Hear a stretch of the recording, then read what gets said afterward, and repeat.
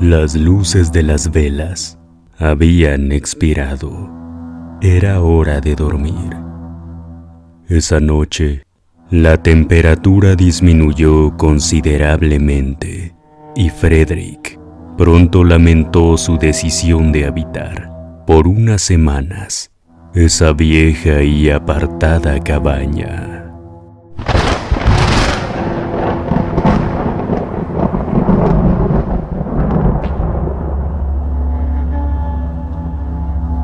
Los suaves latidos de la noche. Primera parte.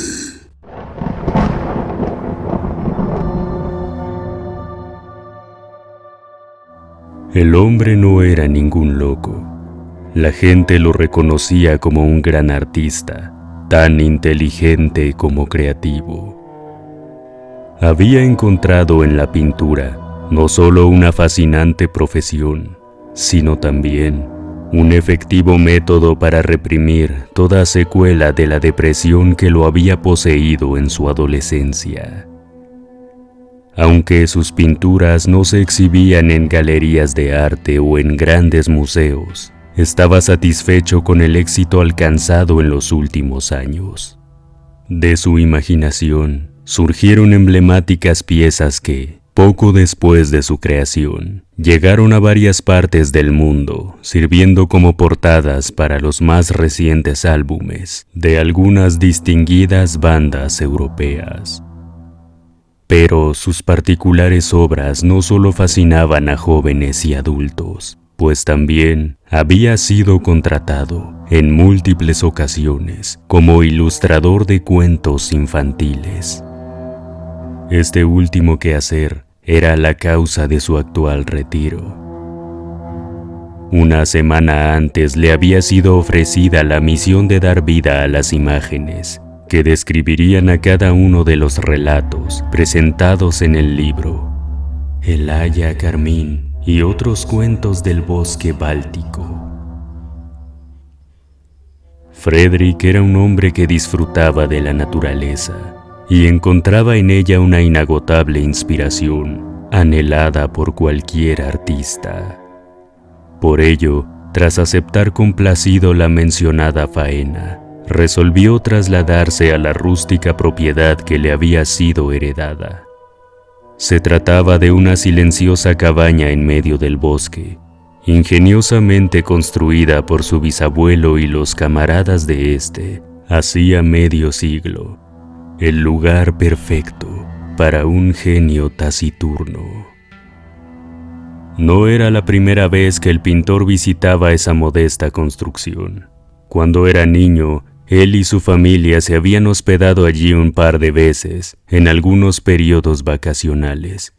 La belleza y simplicidad de la estructura lo maravilló desde entonces, contribuyendo al nacimiento de su entusiasmo artístico.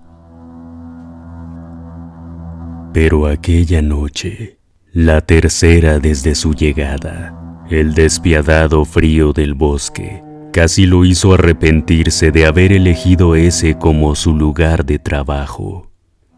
Aún así, la entrega y profesionalidad que tanto lo caracterizaban lo llevaron a decidir no marcharse del sitio hasta concluir su labor.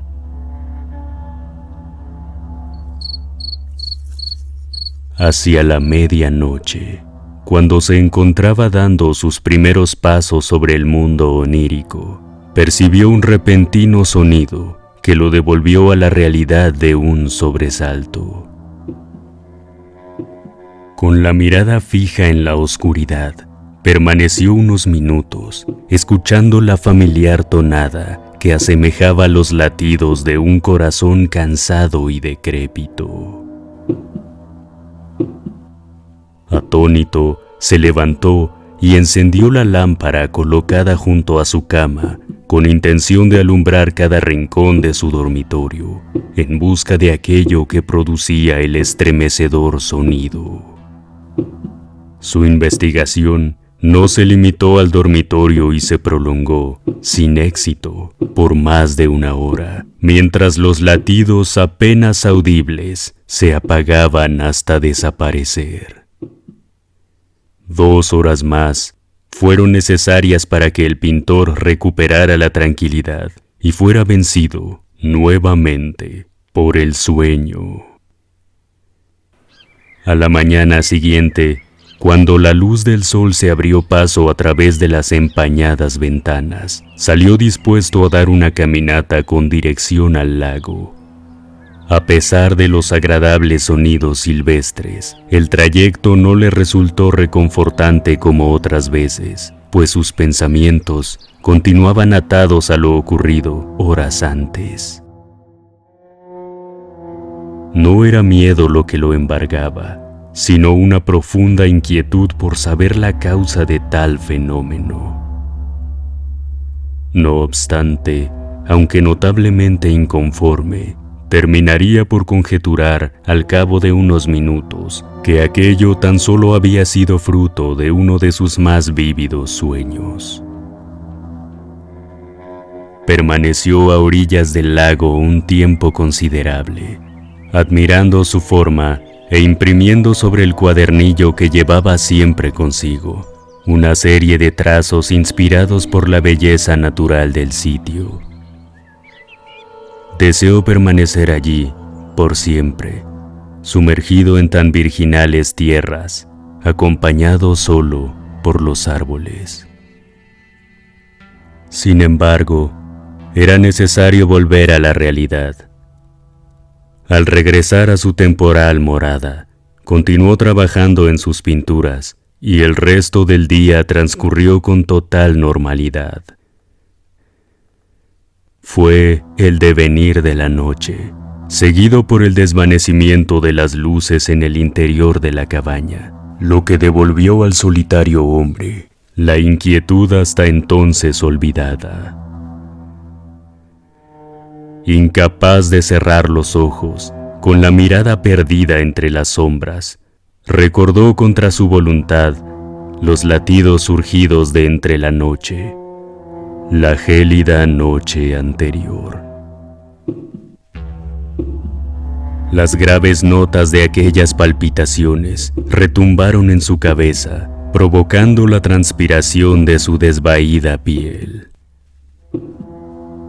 El creciente desconcierto, lejos de secundar su deseo de olvidar esa experiencia, tan solo lo condujo a pensar: no creo que se haya tratado de un simple sueño. Ningún sueño puede sentirse tan real. Absorto en sus pensamientos, apenas fue capaz de percibir el veloz decremento de la temperatura, y solo se hizo consciente de él cuando sus dientes comenzaron a castañear, apagando los sonidos reproducidos por su imaginación. Aún imposibilitado visualmente por la penumbra, abandonó su cama para buscar una manta en el armario, y una vez que la tuvo entre sus temblorosas manos, regresó apresuradamente para resguardarse del frío. No fue sino hasta que dejó de oír sus propios pasos sobre la madera vieja que distinguió, por fin, mezclado con el sonido del viento en el exterior, aquello de cuya veracidad estaba casi seguro. Ahí estaban otra vez, los suaves latidos de la noche, inundando los espacios vacíos del oscuro bosque. Eran indiscutiblemente reales. La curiosidad fue paulatinamente eclipsada por el miedo, un creciente miedo a lo desconocido. Su escuálido cuerpo temblaba mientras las aterradoras contracciones cardíacas martillaban sus tímpanos al tiempo que adquirían un volumen cada vez mayor, hasta producir un ruido enloquecedor. Ejerciendo presión sobre sus oídos, con un par de manos heladas, intentó inútilmente encubrir el estruendo durante varios minutos. La expresión construida por los músculos faciales discordaba con su habitual semblante impasible.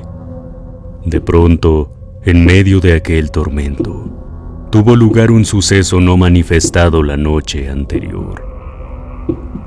La madera que conformaba las paredes y el techo de la cabaña empezó a crujir como si algo inmenso ejerciera presión sobre ella desde el exterior. En un principio, Frederick pensó que tales crujidos se debían a un efecto auditivo provocado por el vacío formado entre sus palmas y sus oídos. Pero dicha hipótesis pronto quedaría descartada tras percibir una ligera lluvia de astillas precipitándose sobre él. La situación era verdaderamente pesadillesca. De manera inmediata el pintor concluyó que había alguien o algo allá afuera, caminando sobre la construcción, seguramente con horribles intenciones. Los ruidos se tornaban cada vez más alarmantes, y el hombre presionaba sus oídos con tanta fuerza como sus débiles brazos se lo permitían. Estuvo a punto de emitir un grito desesperado cuando, tras el estallido de un cristal, la tormenta se detuvo súbitamente.